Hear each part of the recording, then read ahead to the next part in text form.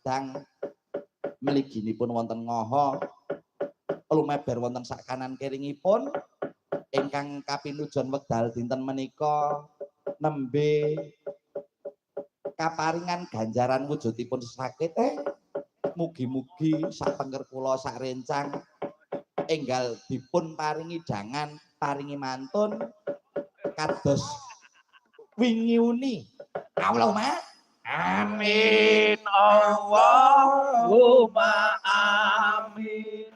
Teroreret yatim piano. ingkang cewek-cewek ingkang dereng kagungan garwa mugi-mugi enggal-enggal antuk garwa ingkang cowok-cowok ingkang dereng kagungan garwa mugi-mugi enggal entuk cewek sing duda nggih angsal rondo sing rondo nggih angsal duda napa melih niku kadang-kadang kula nara pradonga niku nek kuwi mono sak oleh-oleh truk amin Allahumma amin. Teroreret yatim piano. mbah wah nek nyatu wis nono enteke mboten namung menika sing mandi niku mboten donganipun dalang nanging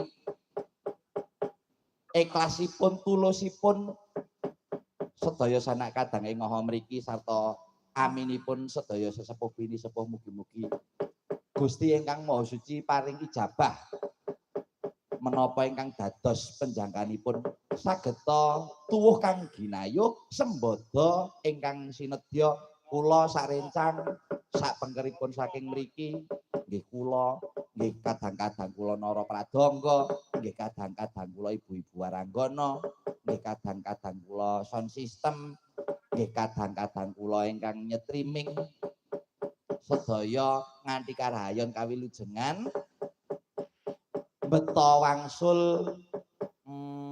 apa ya apa kuwi kabar ingkang sae saged nderek nglestantunaken mekar ngrembakanipun seni mliginipun sanes utawi wonten tabuhan nggih wonten pedalangan nggih wonten ketoprak pun samudayanipun mugi-mugi saged langgeng saged laris kaparingan awak ingkang seger waras amin Allahumma amin. Teroreret anjaki ibu-ibu waranggana wah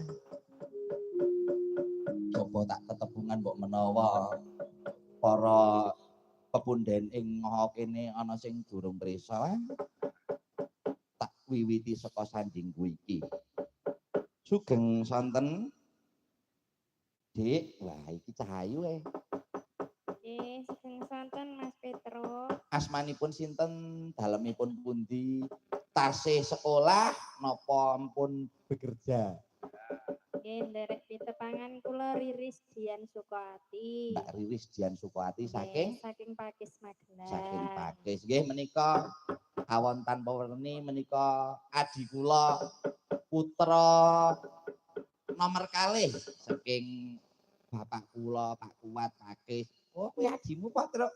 Tiwas arep tak bajul le, Truk. adik beda men mbek adine. Adine putih kok. Mbak Riris pun tasih sekolah apa pun bekerja apa kuliah? Nggih, sampun bekerja. Wah, bekerja wis. Pokoke kerja sing pinter, nyuwun warah kala mangsa. Aja duwe pacar yoga. Aja. Pokoke aja cerak karo yoga. Kok ngono, Truk? Yoga ki piye to, Truk? Kang Gareng tak kandhani. Yoga-yoga ki nek terus-terusan kae to Kang Gareng. Piye, Truk? Ora tau adus. Aduse mung adus parfum. Kowe percaya wae ya ora apa-apa. Heeh, Truk. Kaya sinden ki ora. Ndak ya sinden ndak ya ya, Truk. Ambo. Sinden malah mung digebek. Matur nuwun Dik Riris. Sing teng sandinge Dik Riris. Sugeng santen